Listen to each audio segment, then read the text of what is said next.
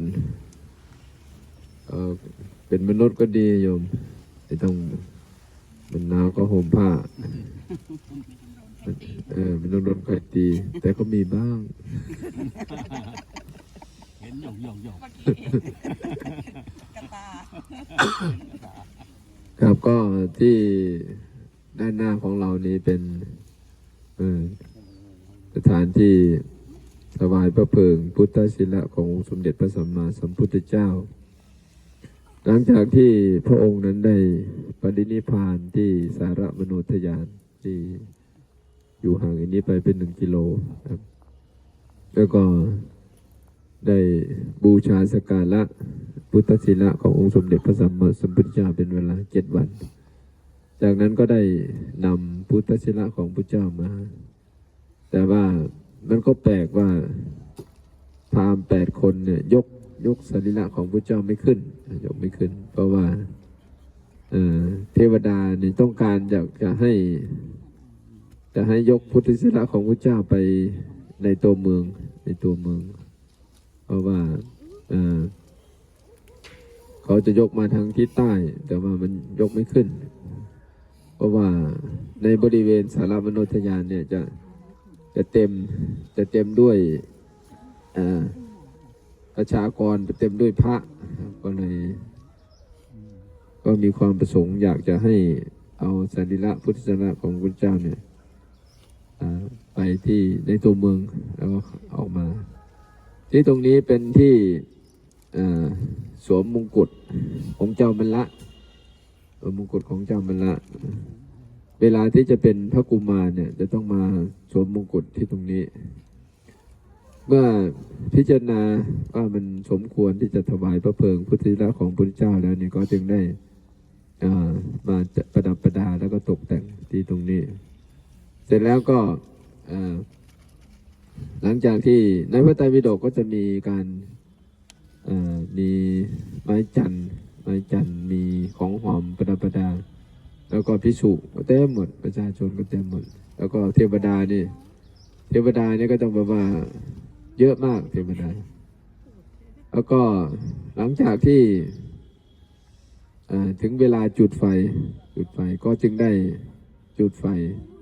แต่ไฟไม่ติดก็จึงได้ให้พระอนุรุทธะเขาฌานดูว่าทำไมถึงไฟจึงไม่ติดก็จึงได้รู้ว่าพระเทวดาเนี่ยมีความประสงค์อยากจะให้พระมหากัสสปะมาก่อนพระมหากัสสปะเดินทางมาถึงประมาณ20 กิโลถึงเมืองปาวาเสร็จแล้วก็พระมหากัสสปะก็ได้เห็นดอกมณฑาลพที่เขาเอามาบูชาประชาชนถือไปบูชาก็จึงได้บอกให้แก่พระสงฆ์ว่าให้ทุกท่านให้รีบเพราะว่าตอนนี้พระเจ้าปรินิพพานแล้วให้รีบให้ไปเพราะมัน7 วันแล้วก็จึงได้พระที่เป็นพระอรหันต์ก็ปรงธรรมทางเวทแต่ว่ามีพระสุปทะแก่รูปหนึ่งบอกว่าท่านก็อย่าโศกเศร้าเสียใจไปเลยเพราะว่าตอนที่พระเจ้าอยู่พระองค์ก็จะได้บัญญัติพระวินัยแล้วก็ทำให้เราอยู่ด้วยความยากลำบากดังนั้นเนี่ยพระมหากัสสปะจึงยกเหตุตัวเนี้ยเป็นการ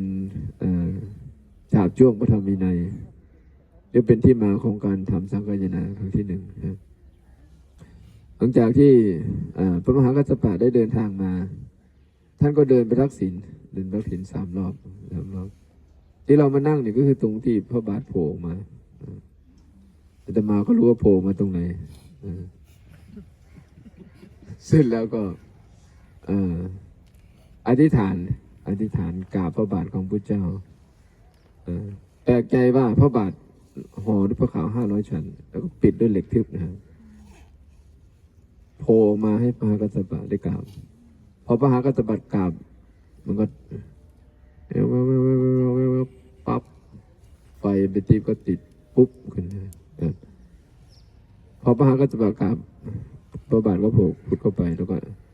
ไฟก็เป็นทิพย์ก็เกิดขึ้นหลังจากไฟทิพย์เกิดขึ้นพอไฟสงบลงเนี่ย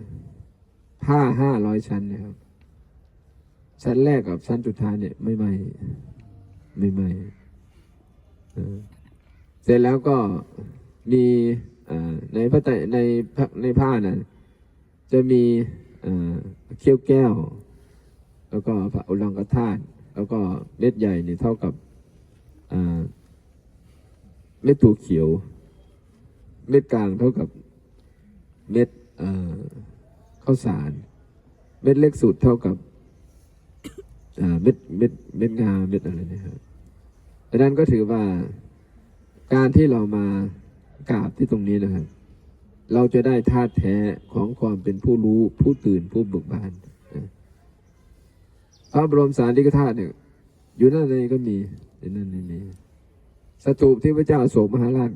สร้างไว้เนี่ยมีพระบรมสารีริกธาตุทุกที่แม้แต่ที่เมืองไทยก็วัดสะเกษนะครับโยมไปได้เมืองไทยแต่สิ่งสำคัญเรามากราบเราต้องรับเอาธาตุอะไรครับธาตุแท้ของความเป็นผู้รู้ผู้ตื่นผู้เบิกบานนั่นคือเป็นตัวที่เราจะนำไปใช้นำไปปฏิบัติในการดำเนินวิถีชีวิตพระพุทธเจ้าเป็นศาสดาเอกของโลกพระทำงานมาทุกตลอด45 ปี45 พรรษา80 ปีครับองค์เดินร่างกายของพระองค์เนี่ยบอบช้ำจากการทำงานหนักครับกว่าจะได้ม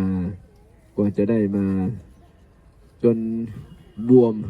เป็นครับอาตมาไปเห็นทีไรนี่ร้องไห้ทุกทีเลยที่พุทธรูปปรินิพพานเนี่ยอดใจไม่ดูไงดังนั้นเรามาแล้วก็จะได้บูชาสักการะสถานที่ถวายพระเพลิงได้ทุกท่านหรือยัง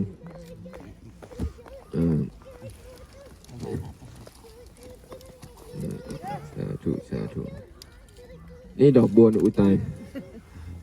คือดอกบัวนี่ครับมันเกิดที่ต่ำเกิดในโคนแต่มันไม่ติดโคนเกิดในที่โคนแต่ไม่ติดโคนเหมือนพุทธเจ้าครับเกิดเป็นมนุษย์แต่ไม่ติดมนุษย์ตั้งใจนะอีมินาสกาเดนะตังพุทธังอาภิปูชยามะอีมินาสกาเดนะตังธัมมังอาภิปูชยามะอิมินาสกาเดนะตังสังฆังอาภิปูชยามะข้าพเจ้าขอบูชาพระกุฏพันธนาเจดีย์สถานที่ถวายพระเพลิงพุทธศีละของพระสัมมาสัมพุทธเจ้าขอการบูชาสักการะในครั้งนี้ขอให้ข้าพเจ้าได้ธาตุแท้ของความเป็นผู้รู้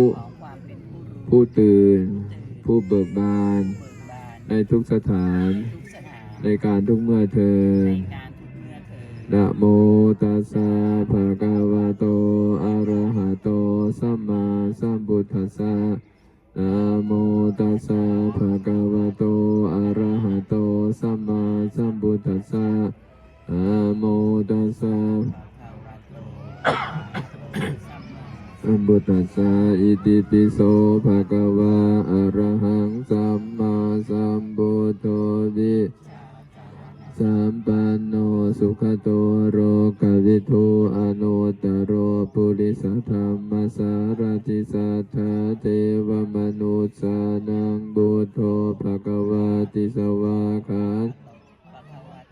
ธัมโมสันติติโกอากาลิโกเอหิปัสสิโกโอปัญญิโกปัจจตังเวทิตาโพวิญโยมิติสุปฏิปัน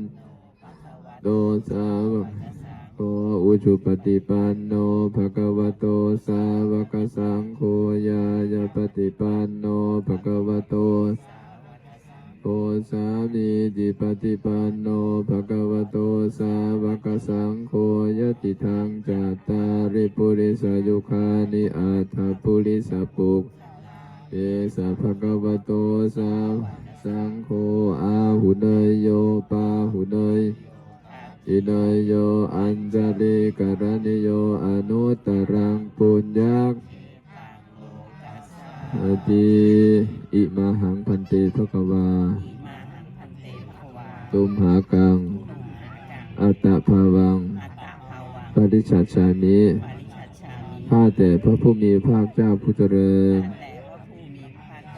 ข้าพุทธเจ้า ขอมอบกาย